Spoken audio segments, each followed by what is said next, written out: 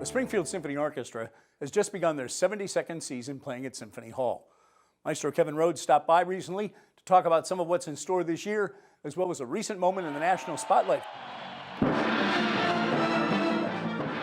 We got the call about 3 weeks out from the event. So Peter Salerno, our executive director, gave me a ring right away to see if I was in town, in the country, doing something else or whatever. So I said, great, I can do it. Let's put it together. Let's do it. One of the questions I've gotten very often, I'll just say I don't have the answer to this, is why us and not maybe... Why not? Why not is a great answer, but why us instead of maybe some other orchestra that exists in the state of Massachusetts? No clue. Didn't ask the question. You don't want to know. You don't need to know. Absolutely. When when you get proposed to, you don't say who have you asked before, right? Exactly. Exactly.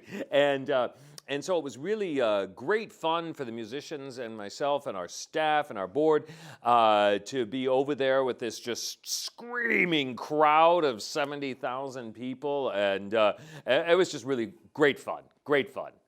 Let's talk, before we get to the 72nd season, you had what I think is a pretty big honor yourself this summer. You were asked to come to Japan, the Tokyo Jazz Festival, to conduct the world premiere of a piano concerto. Congratulations. A great honor. Had to be quite an experience, I'm sure. Oh, that absolutely was. And that's actually what I was doing 5 days before that, was in Tokyo with that performance. And this was with the the jazz legend, Bob James.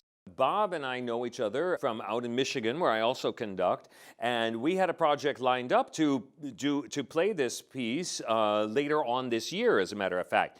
And then Bob called and said, hey, I've decided I want to do it at the Tokyo Jazz Festival, and could you come do that? And so I happened to be available, and so I did, and it was just an amazing experience to play with both Bob and some of his colleagues who he had along for the ride, and the Tokyo Philharmonic was spectacular to work with. 72nd SSO season. As we tape this, as this airs, this weekend, Saturday, October 17th, Symphony Hall. I'd say it's one of what I think of a lot of pushing the envelope events that you like to do and you like to see the orchestra do. It's part of the pop series, the music of the rock band Journey, right, with a tribute or cover band. These concerts are always great fun for the fans of the orchestra. Fans of this music, it's an evening where you can go, relive your days driving around town with the top down on Saturday night, right? And they're really fun, and this group that's coming to play with the orchestra is really, they're really super, and they have the right style and the right feel. So that should be a fun Pops evening in Symphony Hall. Let's go classical now. October 3rd, opening night gala, music of the Finnish composer Sibelius. February, you've got a night of Sibelius, Grieg from Norway, and the Danish composer Carl Nielsen. Interesting decision to focus on the classical music of Scandinavia. Well, right.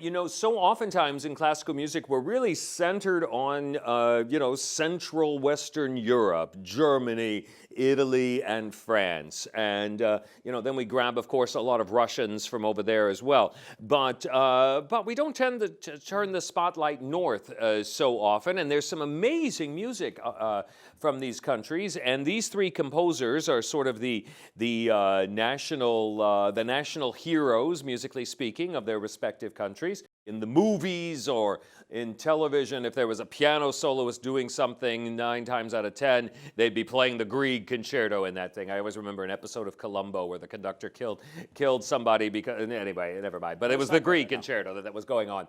And but Carl Nielsen is the real discovery, if you will, that I'm bringing to this program. And oftentimes when somebody says that, you maybe automatically think, okay, this is going to be something a little different than normal. And that's totally not the case. Certainly, Mr. Nielsen wrote some works that are a little bit stretching of the envelope, but this is absolutely not one. You couldn't pinpoint from whom this piece is, because it has sort of the musical language of both Tchaikovsky and Brahms in a way. but yet it's its own very individual language, and a really incredibly beautiful piece.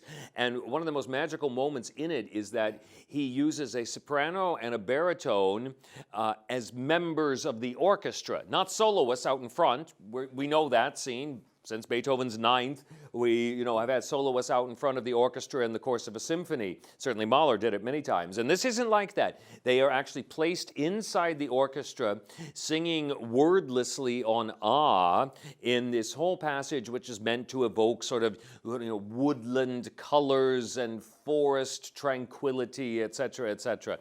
And it's just really a magnificent piece. This is Symphony No. 3 by Danish composer Carl Nielsen. And then we get it going with Finlandia, which is sort of the national, the fanfare for the common man of Finland, if you will.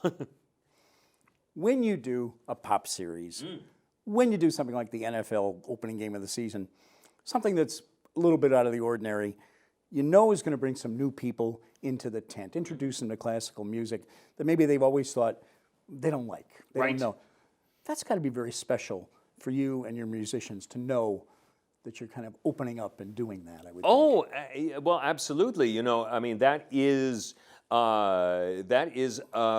a real part of all of our jobs these days. We aren't just musicians, we're kind of like missionaries at the same time, trying to spread the word about music. Because indeed, so many people do have the idea, if I don't know enough about it, it's not from me, or and all of these things which are very understandable. But as I always say, you don't have to know a thing about when Beethoven lived or died to come into the concert hall and have what truly will be one of the most amazing experiences you've ever had if you've never experienced a Beethoven symphony played live for you by 70 musicians in our incredible symphony hall, which is one of the greatest halls in the entire country. So it's a really amazing thing to be able to feel like you're bringing people closer to this music, introducing this music to them. Oh, absolutely. We love it. Always a pleasure to have you with us, sir. Maestro Kevin Rhodes, thanks for coming in. Hey, thank you so much.